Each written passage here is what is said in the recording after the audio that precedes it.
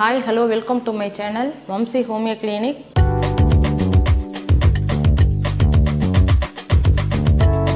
வணக்கம், நான் doctor Ananthanayaki, homeo doctor. இன்றைக்கி தான் சேனலை முதல் முறையாக பார்க்குறீங்கன்னா வம்சி ஹோமியோ கிளினிக்ங்கிற சேனலை சப்ஸ்கிரைப் பண்ணிவிட்டு பாருங்கள். உங்களுக்கு வீடியோ பிடிச்சிருந்தா லைக் பண்ணி ஷேர் பண்ணி கமெண்ட் பண்ணுங்கள்.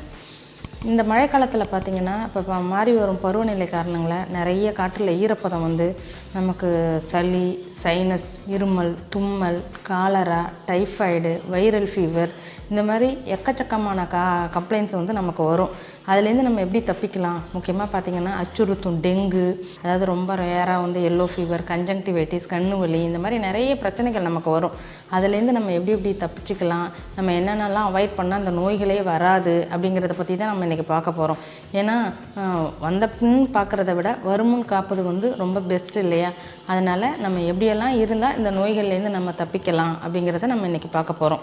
சளி இருமல், சாதாரண சளி இருமல் பார்த்திங்கன்னா சாதாரண சளி இருமலில் தொடங்கி நிமோனியா காய்ச்சல் வரைக்குமான நிறைய பிரச்சனைகள் வந்து இந்த மழை காலங்களில் வந்து ஜாஸ்தியாக வரும்.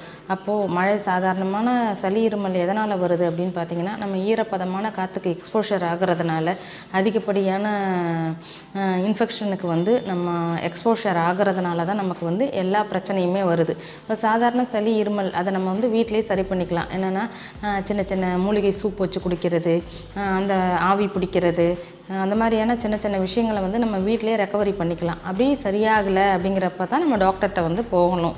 அதுக்கு முன்னாடி வந்து நம்ம இதெல்லாம் வராமல் எப்படி தடுக்கலாம் அப்படிங்கிறத நமக்கு முக்கியம். சளி இருமல் பார்த்திங்கன்னா அதாவது இன்ஃப்ளூயன்ஸா வைரஸ் அந்த மாதிரியான வைரஸ்லாம் நமக்கு வந்து நிறைய இன்ஃபெக்ட் ஆகும். இப்போது ஒரு 2 நாளைக்கு இருக்குது, 3 நாளைக்கு இருக்குது அப்படின்னா நம்ம வந்து வீட்டிலே வந்து கை வைத்தியங்கள் மூலமாக இந்த கஷாயம்லாம் போட்டு குடிக்கிறது அந்த மூலமாக நம்ம சரி பண்ணிக்கலாம். இல்லை சரியாகலை, ஒரு வாரத்துக்கு மேலே நமக்கு ஃபீவர் இருக்குது, உடம்பு வலி இருக்குது, டயர்னஸ் எல்லாம் இருக்குன்னா நம்ம வீட்டிலே வந்து இருக்காமல் டாக்டரை போய் கன்சல்ட் பண்ணி அதுக்குரிய மெடிசன் எடுக்கிறது தான் ரொம்ப நல்லது.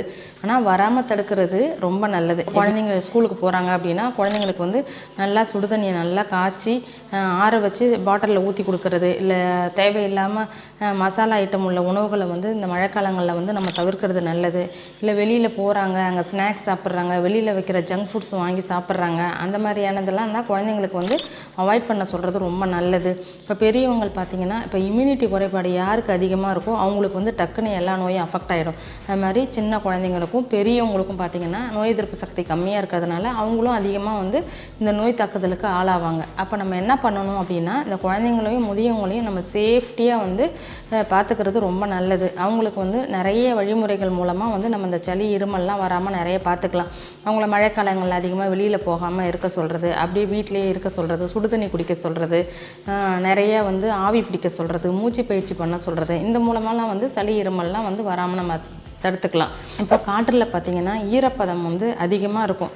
ஈரப்பதம் அதிகமாக இருக்கிறவங்க வந்து சைனஸ் பிரச்சனை உள்ளவங்கலாம் அந்த ஈரப்பதம் உள்ள காற்றை வந்து சுவாசிப்பது மூலமாக வந்து அவங்களுக்கு இந்த நெற்றி, இந்த கன்னங்களில் இருக்கிற சைனஸ் துவாரங்கள்லாம் அடைச்சிக்கிட்டு ரொம்ப ஏந்திரிக்கிறப்போ ரொம்ப தும்மல், மூக்கு ஒழுவுறது, டஸ்ட் அலர்ஜி, மூக்கு அடைச்சிக்கிறது, ஃபீவர் இந்த மாதிரி கம்ப்ளைண்ட்லாம் ரொம்ப அவதிப்படுவாங்க. முக்கியமாக பார்த்திங்கன்னா இந்த சைனஸ் தலைவலி அதெல்லாம் வந்து அவங்களுக்கு வந்து இந்த மழைக்காலத்தில் வந்து ஜாஸ்தியாக வரும்.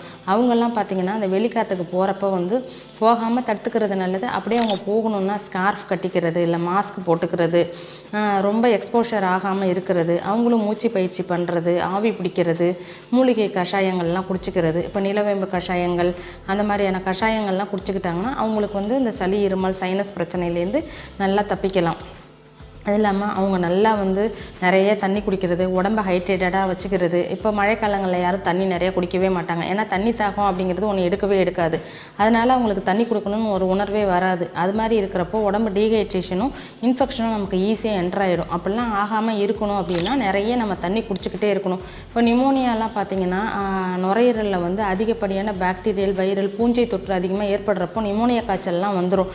ஏன் இந்த மாதிரியான நிமோனியா காய்ச்சல்னால் அதிகப்படியான சளி உள்ளவங்க வந்து அதை கண்டுக்காமல் விடுறதுனால அதிகமாகி அவங்களுக்கு நிமோனியா காய்ச்சல். இன்னொன்று பார்த்திங்கன்னா சிஓபிடி, அதாவது இந்த நுரையீரல் அழற்சி நோய்னு சொல்லுவாங்க. இந்த க்ரானிக் அப்ஸ்ட்ரக்டிவ் பல்மோனரி டிஸார்டர் இந்த மாதிரி உள்ளவங்க, ஆஸ்மா உள்ளவங்கலாம் இந்த மழை காலத்தில் பார்த்திங்கன்னா நிறைய கம்ப்ளைண்ட் பண்ணுவாங்க. எனக்கு மூச்சே விட முடியல, என்னால் வந்து நெஞ்சு அடைக்கிற மாதிரி இருக்குது, என்னால் சுவாசிக்கவே முடியல, எனக்கு நிறைய பிரச்சனை இருக்குது, மயக்கமாக இருக்குது, அந்த மாதிரிலாம் சொல்லுவாங்க.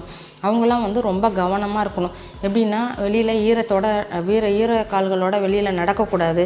அப்படி நம்ம வீட்டை சுற்றி நடக்கிறாங்கன்னா செப்பல் போட்டுட்டு தான் நடக்கணும், மாஸ்க் போட்டுக்கணும், ஸ்கார்ஃப் வச்சு நல்லா கட்டிக்கணும், எக்ஸ்போஷரே ஆகக்கூடாது. நம்ம நடந்துக்கிறதுல தான் இருக்குது ஆரோக்கியமான உணவுகளை எடுத்துக்கிறது. அதாவது பேலன்ஸ்டு டயட்டுன்னு சொல்கிறோம். நம்ம எடுத்துக்கிற உணவில் பார்த்திங்கன்னா நிறைய நார்ச்சத்துக்கள், இரும்புச்சத்து, புரோட்டீன், விட்டமின், புரதம் அந்த மாதிரி நிறைய இருக்கிற பேலன்ஸ்டு டயட் எடுத்துக்கிட்டாங்கன்னா அவங்களுக்கு வந்து இந்த மாதிரியான நோய்களே வராமல் தடுத்துக்கலாம்.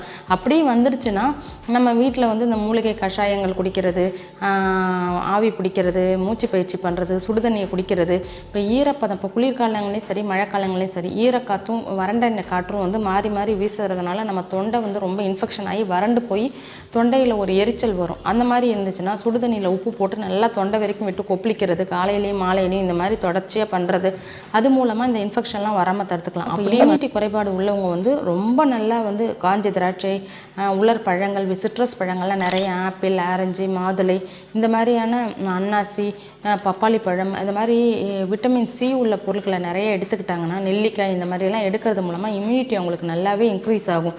இப்போ அது மாதிரி பழங்களை வந்து நைட் நேரத்தில் சாப்பிடாம பகல் நேரத்தில் சாப்பிட்றது தான் ரொம்ப நல்லது. ஏன்னா இரவு நேரங்களில் பார்த்திங்கன்னா செரிமான கோளாறுகள்லாம் வந்து நிறைய பிரச்சனை வரும். மழைக்காலத்தில் பொதுவாகவே வந்து செரிமானம் நமக்கு மந்தமாக இருக்கிறதுனால அவங்களுக்கு வந்து கேஸ்ட்ரிக் ப்ராப்ளம்லாம் நிறையா வரும். அதனால் எளிமையான உணவுகளாக சாப்பிட்றது மழைக்காலத்தில் ரொம்ப நல்லது. மசாலா, காரம், புளிப்பு, எண்ணெய் இதெல்லாம் குறைச்சி மழைக்காலத்தில் வந்து நம்ம வந்து ஈஸியான டயட்ஸ் உள்ளதாக, ரொம்ப செரிமானம் உள்ளதாக, நார்ச்சத்து உள்ளதாக, கீரைகள், பழங்கள் அந்த மாதிரியான இதெல்லாம் நம்ம எடுத்துக்கலாம். அதுவும் பகல் நேரத்தில் சாப்பிட்றது ரொம்ப நல்லது. இன்னும் சொல்லப்போனால் சுட சுட 3 வேளையும் சுட சுட சமைச்சு சாப்பிட்றது ரொம்ப நல்லது. அப்படி முடியலையா, சமைத்த 5 to 6 மணி நேரத்துக்குள்ளார நம்ம சாப்பிட்டுட்டோன்னா நமக்கு எந்த விதமான இன்ஃபெக்ஷனுமே வராது. தண்ணியை மட்டும் கொஞ்சம் சூடாக நம்ம குடிச்சிக்கிட்டே இருக்கணும். அதாவது கொஞ்சம் இடைவெளியிலே நம்ம நிறைய தண்ணி எடுத்துக்கணும். அதுமாதிரி சிறுநீர் கழிக்கணும் அப்படிங்கிற ஒரு உணர்வு வந்துச்சுன்னா கண்டிப்பாக வந்து அதை அடக்காமல் உடனே போயிடணும். ஏன்னா யூரினரி ட்ராக்ட் இன்ஃபெக்ஷன் மூலமாகவும் நமக்கு நிறைய வியாதிகள் வரதுக்கு நிறைய வாய்ப்புகள் இருக்கிறதுனால சிறுநீர் கழிக்கணும் அப்படின்னு உணர்வு வந்துட்டாலே நம்ம டக்குன்னு ஏஞ்சி போய் நம்ம வந்து யூரின் பாஸ் பண்ணிவிட்டு நல்லா வாஷ் பண்ணிட்டு வரணும். அது ஆஸ்மா, நுரையீரல் பிரச்சனை உள்ளவங்களாம் அந்த படுக்கிற பெட்டு வந்து அதில் ஸ்ப்ரெட்டு, போர்வையாக இருக்கட்டும், பெட் ஸ்ப்ரெட்டாக இருக்கட்டும் 15 நாளைக்கு ஒரு தடவை மாற்றிக்கிட்டே இருக்கணும். தலையணை உரையை வந்து வீக்லி ஒன்ஸ் நம்ம மாற்றிடணும். அப்படி மாற்றாமல் அவங்க படுத்துக்கிட்டே இருக்காங்கன்னா அங்கே இருக்கிற இன்ஃபெக்ஷன் மூலமாகவும் அவங்களுக்கு சிவியராக வந்துடும். அதனால் நல்லா துவைச்சி காய வச்சு, இப்போ எல்லோரும் சொல்லுவாங்க மழை காலத்தில் துணியெலாம் காயாது, அதனால் வந்து நாங்கள் வந்து துவைக்கிறது சிரமம் அப்படின்னு எந்த சாக்கு போக்கும் சொல்லாமல் கண்டிப்பாக துணியை வந்து அன்னன்னைக்கு துணியை வந்து நல்லா சுத்தமாக துவைச்சி வெயிலில் உலர்த்தி இல்லை காற்றுலையாவது உலர்த்தி நம்ம யூஸ் பண்ணணும். முக்கியமாக உள்ளாடைகள், குழந்தைகள் உள்ளாடைகள்லாம் பார்த்திங்கன்னா நல்லா சோப் போட்டு துவைச்சி வெந்நீரில் வாஷ் பண்ணி நம்ம நல்லா காய வச்சு தான் குழந்தைங்களுக்கு போடணும். ஏன்னா அது மூலமாக சரும வியாதிகளும் நிறைய வரும். இல்லை ஈரத்துணிகளில் இருக்கிற ஃபங்கல் இன்ஃபெக்ஷன் மூலமாகவும் நிறைய வந்து நுரையீரல் பிரச்சனைகள், சளி தொந்தரவுகள்லாம் நிறைய வரும். அதனால் வந்து ஆஸ்மா, நிமோனியா, அந்த சிஓபிடி பிரச்சனை உள்ளவங்கலாம் கண்டிப்பாக இந்த ஸ்பெட் தலையணைகள்லாம் வந்து கண்டிப்பாக நல்லா கம்ப்ளீட்டாக க்ளீன் பண்ணி தான் போட்டுக்கணும். அது இல்லாமல் கொசு, நம்ம வீட்டை சுற்றி கொசு வந்து இப்போ முக்கியமாக கொசுனால் பரவும் நோய்கள் வந்து ஜாஸ்தியாக இருக்கும். இப்போ சிக்கன் குனியா, டெங்கு அந்த மாதிரியான கொசு மூலமாக தான் வரும். இப்போ எப்படி கொசு வந்து அந்த கொசு என்ன கொசு அப்படின்னு பார்த்தோம்னா ஏடிஎஸ் எஜிப்டி கொசுக்கள் மூலமாக தான் நமக்கு அந்த டெங்கு காய்ச்சல் வருது. இப்போ டெங்கு காய்ச்சல் பார்த்திங்கன்னா அசுத்தமான நீரில் இருக்காது. வீட்டில் சுற்றி இருக்கிற நல்ல நீர், இந்த டயரு, பிளாஸ்டிக்கு, டப்பா, நம்ம அண்டாலாம் வச்சுருப்போம் அதில் தண்ணி தேங்கி இருக்கிறது, அது மூலமாக தான் அந்த கொசு வந்து நம்மளை கடித்து நமக்கு வந்து டெங்கு காய்ச்சல் அந்த மாதிரிலாம் வரும். டெங்கு காய்ச்சல்லாம் வந்துச்சுன்னா பார்த்திங்கன்னா ரொம்ப உடம்பொலி இருக்கும், டயர்னஸ் இருக்கும், வீக்னஸ் இருக்கும், பிளட் ப்ரெஷர் கம்மியாயிரும், அவங்களுக்கு வந்து பிளாக் ஸ்டூல்ஸ் போகும், அதாவது மோஷன் வந்து கருப்பாக போகும். இதெல்லாம் இருந்துச்சுன்னா கண்டிப்பாக வந்து கொசுக்கள் வந்து கடிச்சிச்சுன்னா நம்ம வந்து கவனமாக பார்க்கணும். சாதாரண ஃபீவர் அப்படின்னு நம்ம அலட்சியமாக இருக்கக்கூடாது. இல்லை நம்ம உடம்புல ஏதாவது ரேஷஸ் புதுசாக வருது, ஃபீவர் இருக்குது, நம்ம உடம்புல ரெட் கலரில் ஸ்பாட் இருக்குன்னா உடனே டாக்டரை கன்சல்ட் பண்ணி மெடிசன் எடுக்கிறது ரொம்ப நல்லது. அது இல்லாமல் இந்த கொசு மூலமாக நமக்கு மலேரியா அந்த மாதிரியான நோய்கள் கூட வரலாம், பெரிய பெரிய நோய்கள் வரலாம். அது பார்த்திங்கன்னா அனோஃபிலஸ் அப்படிங்கிற பெண் கொசுனால தான் வரும். அந்த கொசு வந்து கடிச்சிட்டு மற்றவங்கள போய் கடிக்கிறப்போ அந்த கொசு எச்சில் மூலமாக இன்னொருத்தவங்களுக்கு வந்து அந்த இன்ஃபெக்ஷன் வந்து கண்டிப்பாக பரவும்.